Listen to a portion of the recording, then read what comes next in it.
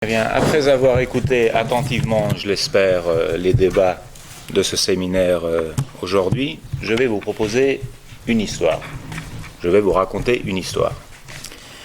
Je vais même vous en raconter deux. C'est dire que je vais vous raconter des histoires.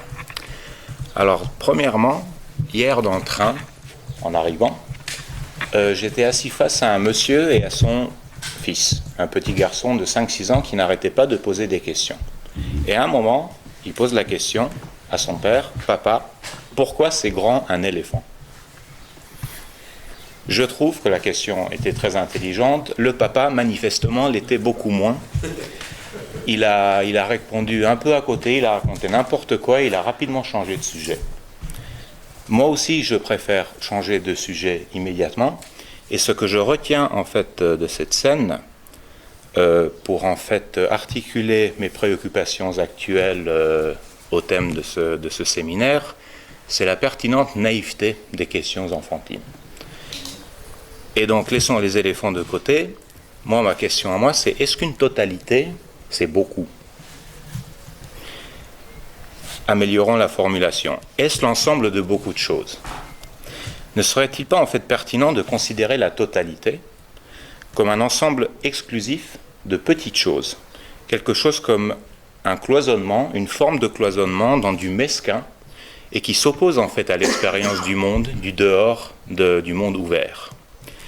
Une expérience du cloisonnement qui impose en fait à la pensée des représentations démentes en raison de l'enfermement et qui, pour être dépassée, requiert une autre sorte de folie, quelque chose comme une folie de bonne santé face à la démence de ce cloisonnement.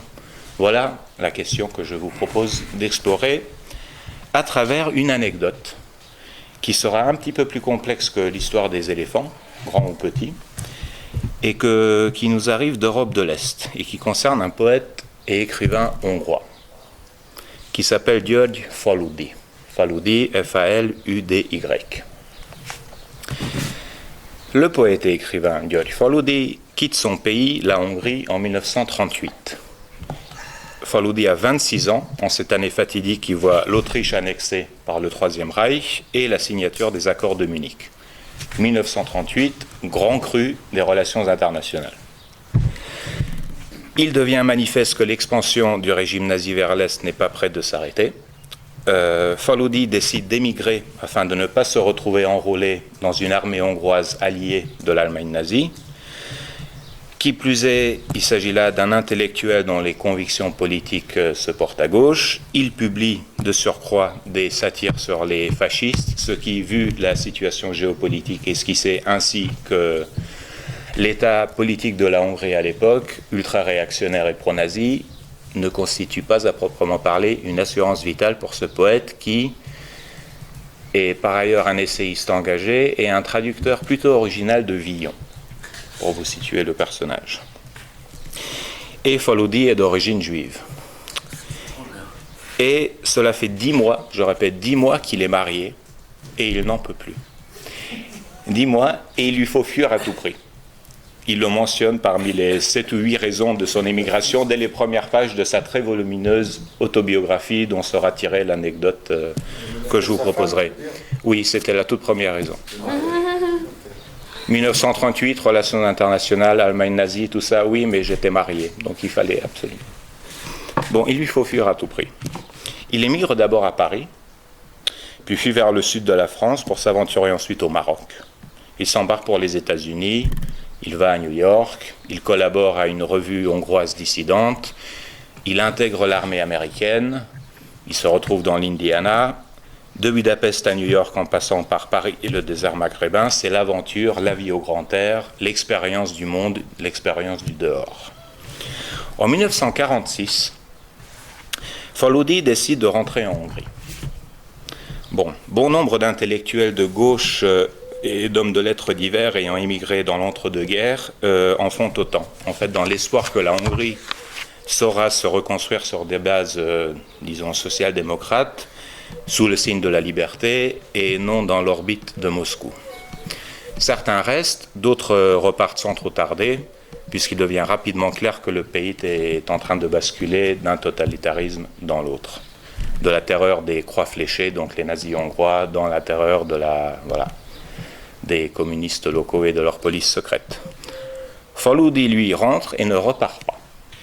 Tout le monde roule en sens interdit, mais il ne s'en rend pas compte. Il faut croire que c'est typiquement hongrois. Je ne sais pas. Pourtant, il sent bien peser sur lui la menace de plus en plus intense du Parti communiste qui s'installe au pouvoir en absorbant ou bien en éliminant toutes les autres formations de gauche. Notre poète finit par se faire arrêter par la police secrète en 1949, l'année du tournant, où descend le rideau de fer.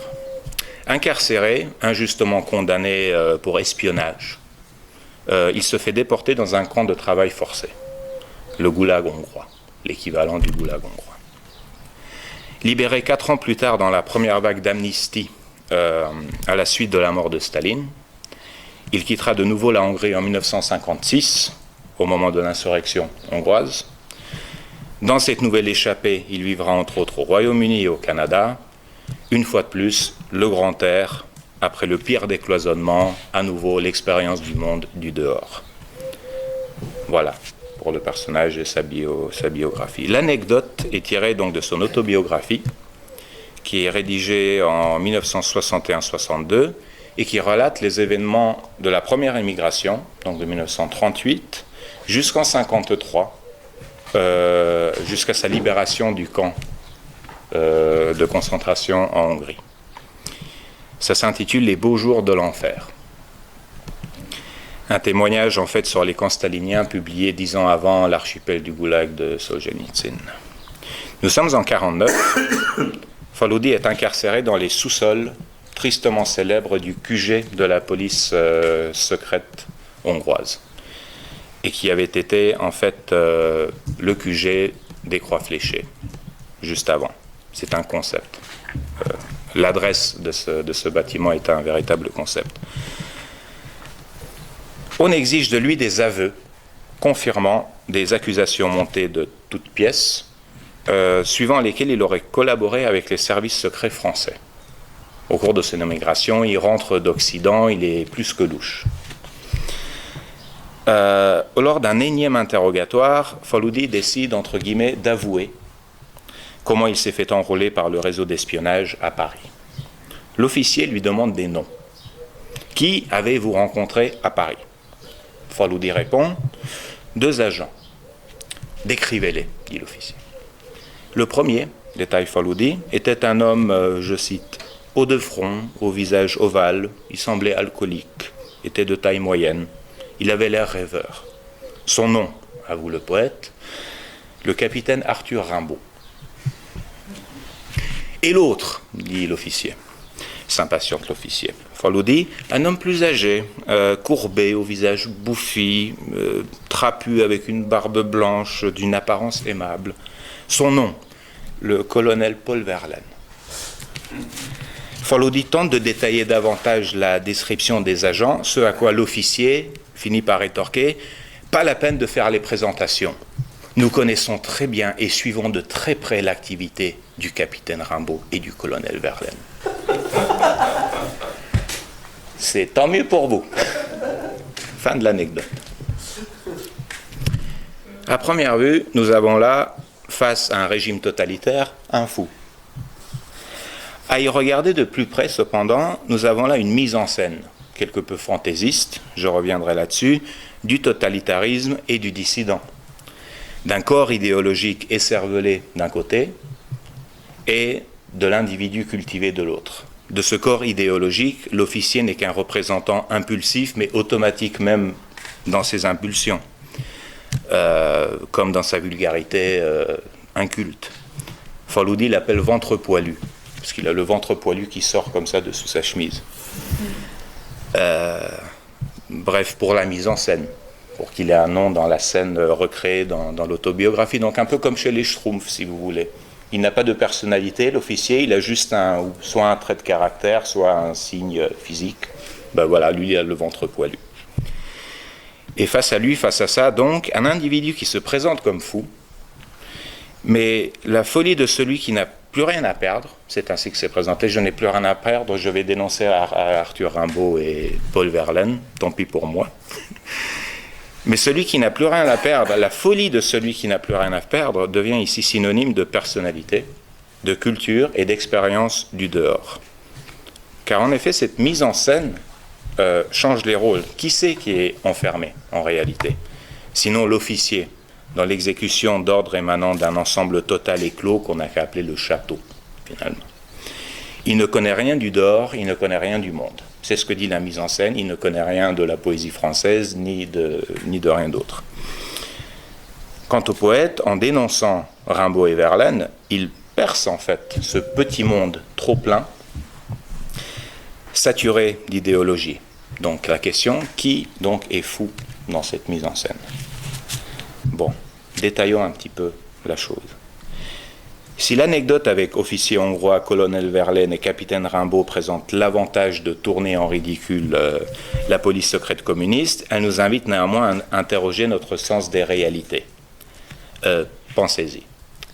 Suivant le récit même des beaux jours de l'enfer, Faludi est incarcéré depuis plusieurs semaines dans les sous-sols du QG de la police secrète. Non, donc l'adresse est un concept synonyme de l'horreur. Les locaux, les méthodes ainsi que le personnel sont hérités de la terreur nazie, à l'instar de la police secrète est-allemande, qui a tout hérité de la Gestapo, comme vous le savez. Locaux, méthodes et personnel constituent un appareil terriblement bien huilé, dont on ne sort pas indemne. Cet appareil est conçu pour briser la plus fière des fiertés, réduire en miettes la plus digne des dignités humaines. On en ressort brisé à vie ou bien on n'en ressort pas. Dans cet appareil, Faludi, selon ses propres dires, dans le texte, est tantôt isolé en cellules individuelles, tantôt enfermé avec d'autres détenus rompus ayant d'ores et déjà renoncé à leur humanité, tout ceci dans un délabrement insalubre sur lequel il est difficile de mettre un nom. Les interrogatoires s'enchaînent, les fausses accusations se multiplient. Si lui-même ne se fait pas battre à mort, Faludi entend dans la nuit les incessants passages à tabac. Il reconnaît même une nuit la voix d'un ami proche qu'on a rencontré avant dans le texte, justement en émigration, et qui dans le délire qui résulte de la torture en vient à acclamer Staline.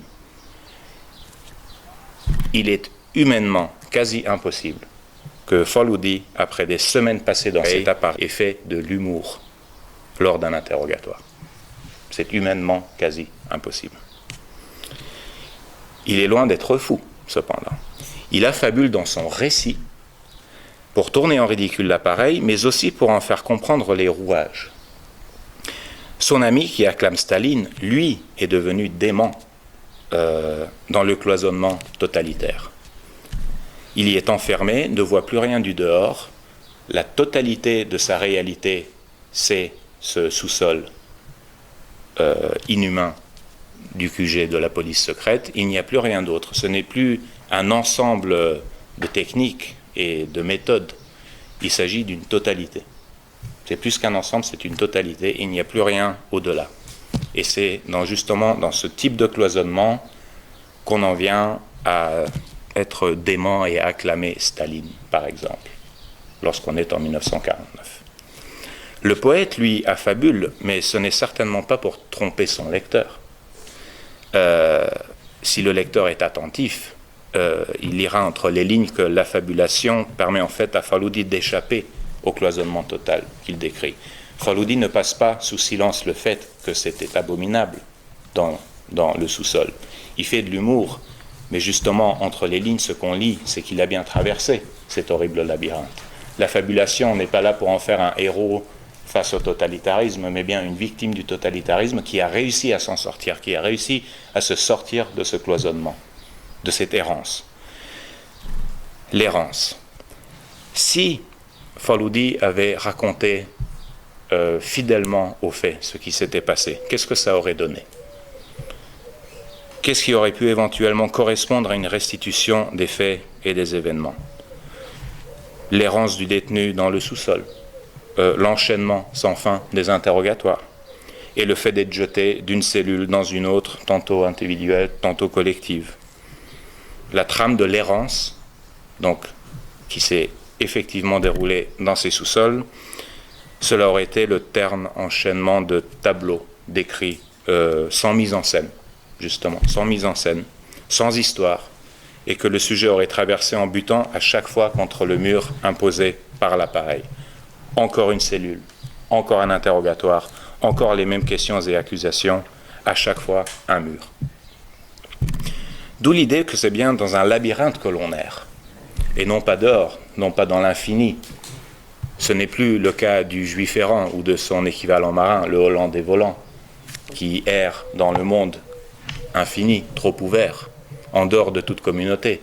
Là, c'est une forme tout à fait moderne de l'errance, on erre dans des espaces clos. Et ces espaces clos, je pense, correspondent à des petites totalités. Dans le labyrinthe, l'errance risque de mener à un cloisonnement définitif.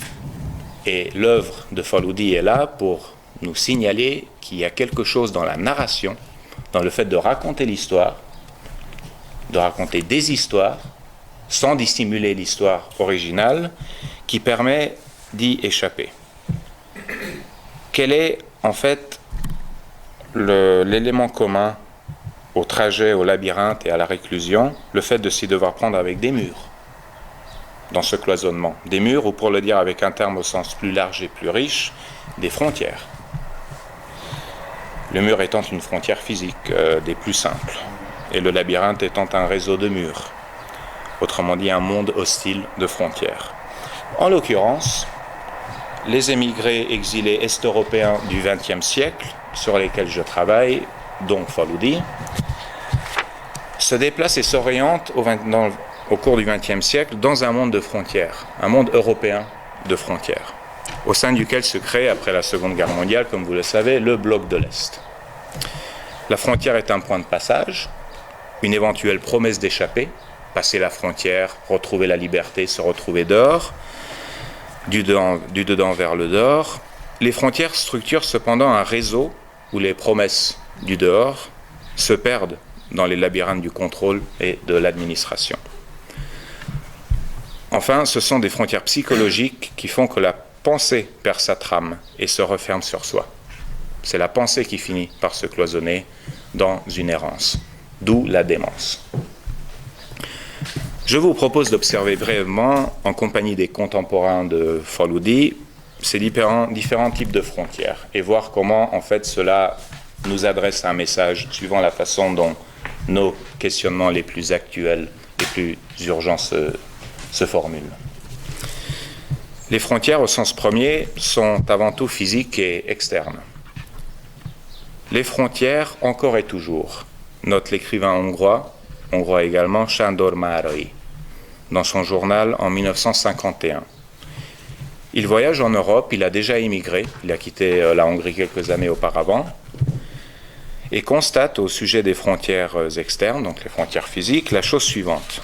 En Europe, l'homme vole encore son propre argent, ses affaires, ses cigarettes, d'une frontière à l'autre.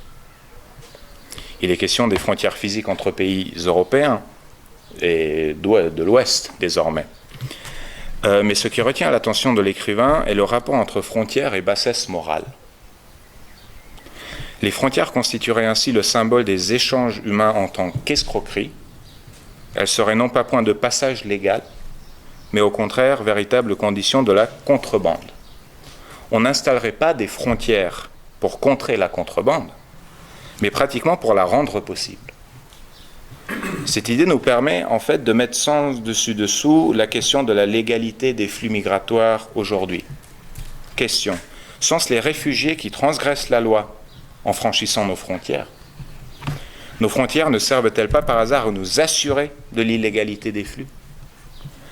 À simplifier des problèmes complexes en mettant tout le malheur du monde dans un même sac? La plupart des dispositions européennes vis-à-vis des flux migratoires en direction du vieux continent ne sont investies et n'ont de sens qu'à partir du moment où nos frontières sont transgressées.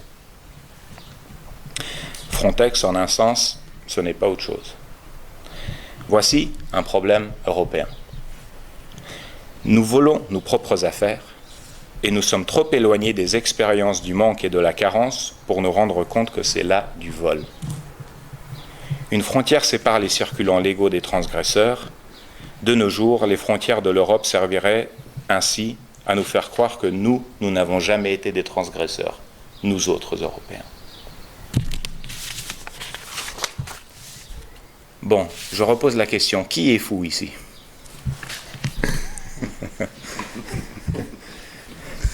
J'entends les trompettes de l'Europe. Commençons par la démence. Qu'est-ce qui est... Commençons par la démence. Comment faire la démence? La démence. J'ai distingué entre folie et démence pour distinguer le phénomène à l'intérieur des mondes clos, ce qui résulte de l'errance, et la folie que je cherche encore et qui est une posture externe qui permet de s'y soustraire ou de s'y opposer. Qu'est-ce qui est démentiel dans tout ça? Premièrement, faut pas lui dire. Hein. Faut pas lui dire. Oui, c'est un exemple de démence, le fait d'acclamer Staline. Mais ce qui est démentiel dans l'héritage de ces écrivains hongrois, c'est qu'on a complètement oublié, pourtant ils sont là pour nous le rappeler, c'est que l'Europe, il n'y a pas si longtemps que ça, était un monde à fuir. Et pas seulement l'Est de l'Europe, l'ensemble du vieux continent. Ça, c'est démentiel. Ensuite, ce qui est démentiel, c'est que nous vivons encore et toujours dans un monde européen de frontières. C'est non pas un ensemble de frontières externes et internes, c'est plus qu'un ensemble, c'est une totalité. C'est une totalité au sens où nous n'arrivons pas à résoudre des problèmes autrement qu'en faisant appel à des choses qui sont déjà données, à des frontières, à des barrages, des murs qui sont déjà là, donnés. Nous n'arrivons pas à ouvrir ce monde pour trouver des solutions ailleurs. La preuve, Schengen. Schengen, c'est l'abolition des frontières, et je ne minimiserai pas cette expérience, étant faisant partie, paraît-il, de la génération Erasmus. C'est génial de pouvoir voyager avec une carte d'identité sans se soucier de ce genre de choses. Mais ce que cette année nous a bien montré, c'est qu'il suffit d'un petit incident, un peu plus de gens qui arrivent en Europe, pour que ce système d'abolition des frontières dégénère en une recréation de frontières encore plus dures que celles qui ont été abolies par Schengen. Si l'Europe devient un bunker avec une espèce de no man's land militairement contrôlé autour, c'est parce que Schengen, justement, n'était une abolition des frontières qu'à l'intérieur de cette petite totalité qui n'arrive pas à penser autrement le monde et les territoires qu'en termes de frontières. Et enfin, ce qui est démentiel, et pour vous parler un peu de ce qui s'est passé en Europe de l'Est avec les réfugiés, la Hongrie a construit un barrage à la frontière serbe, des barbelés, les meilleurs souvenirs du XXe siècle. Est-ce que ça a empêché les réfugiés de passer? Non. Est-ce que le but était d'empêcher les réfugiés de passer? Non plus. Car ensuite, le même gouvernement hongrois a empêché les réfugiés arrivés à Budapest de prendre le train pour l'Autriche et l'Allemagne. À chaque fois un empêchement au nom de Schengen. Le gouvernement hongrois s'est toujours réclamé de Schengen et du respect des lois de l'Europe et dans ce rôle de nous défendons les confins de l'Europe. Mais en fait, quel était le sens de tout ça? Le sens de tout ça n'était pas d'empêcher les réfugiés de passer, c'était de les visualiser, de les montrer. C'est quand ça, excuse-moi? Depuis l'été dernier. Il y a une propagande qui a commencé au printemps dernier, et il y a à peu près un an, cette frontière a été construite à la frontière entre la Hongrie et la Serbie, et ça n'a aucun autre sens sinon celui de montrer à ceux qui n'avaient pas cru à la propagande, mais non, il n'y a pas tant de gens qui arrivent en Europe. Forcément, quand on construit un barrage ou qu'on empêche de passer, les gens se regroupent, s'accumulent. De visualiser ça. Et ce qui est démentiel, c'est que ça n'a pas montré le malheur de ces gens à la frontière, à la gare. Ça a montré, du moins à ces Européens de l'Est qui ont trop vite oublié leur propre passé, ça leur a montré l'autre méprisable. Ça n'a pas montré des gens malheureux, des familles malheureuses, pourtant c'est bien ce qu'on voyait. Ce que ça a montré, et ça c'est démentiel, il me semble, c'est que voilà, il faut mépriser ces gens. Alors on peut se demander dans quel cloisonnement on vit pour que de telles choses puissent être visualisées avec succès par un gouvernement suffisamment cynique pour ce faire. Bon, je continue un petit peu. Totalitarisme. Les frontières physiques peuvent s'établir à l'intérieur de pays, comme ça a été le cas de la Pologne durant la Seconde Guerre mondiale. Une fois de plus, je vais faire un aller-retour entre Europe de l'Est au XXe siècle et nos questionnements contemporains. Czesław Miłosz, écrivain et poète polonais, prix Nobel paraît-il, note à juste titre que les États totalitaires ont un talent qui se manifeste dans l'effort d'arracher le plus d'espace possible à la terre et de les entourer de fils barbelés. Bon, la violence du tyran consiste à séparer, démanteler, scinder, trancher partout où les rapports humains lui semblent constituer un risque. Les frontières révèlent ce curieux dessein qui consiste à saper la confiance entre les hommes. Miłosz raconte à quel point il devait être méfiant, par exemple, même vis-à-vis de ses proches, pour ne pas attirer l'attention au moment de tel ou tel passage à l'époque de la guerre, sous l'occupation nazie et soviétique de la Pologne. Pas question, par exemple, de faire ses adieux, ça aurait attiré l'attention. Les frontières physiques engendrent donc des frontières psychologiques. On se méfie, on ne se connaît plus, on ne connaît plus la confiance, on doute, on bloque devant son prochain. C'est là le dessein totalitaire. Si je parle de totalitarisme ici, c'est parce qu'il en a été plusieurs fois question aujourd'hui, c'était un thème récurrent, et je ne suis pas sûr qu'il n'y ait pas là un abus de la notion, qu'on n'abuse pas légèrement de la notion, notamment parce qu'on n'a toujours pas très bien compris ce qui s'est passé. Ce n'est pas moi qui l'ai dit. Alors si on n'a pas compris exactement ce qui s'est passé, comment peut-on parler d'un retour des totalitarismes où le monsieur est parti d'un totalitarisme à l'envers, alors qu'on ne sait même pas si c'était une parenthèse ou quelque chose de différent. Je m'y prendrai d'une façon paradigmatique. Je ne dis ni disposer d'une définition du totalitarisme, ni être en mesure de dire si c'était une erreur, un dérapage ou si c'était inscrit dans une continuité. Je m'y prendrai de façon paradigmatique. Miłosz, lorsqu'il parle de ce talent des États totalitaires, prévoit en fait de passer de Vilnius, capitale de la Lituanie, à Varsovie. Et il donne son plan. Il prévoit, ils sont à Vilnius, l'armée soviétique est arrivée et il faut passer à Varsovie qui est sous occupation allemande. Et si je m'y prends de façon paradigmatique, en fait, cela veut dire que son plan de passage pourrait servir de paradigme aujourd'hui. Donc s'il y a quelque chose comme un phénomène totalitaire aujourd'hui, alors ce plan devrait pouvoir servir de paradigme. Si c'est un bon paradigme pour un quelconque phénomène en affinité avec le totalitarisme, alors oui, alors je veux bien. Je vous le lis. Accrochez-vous, c'est pas simple du tout.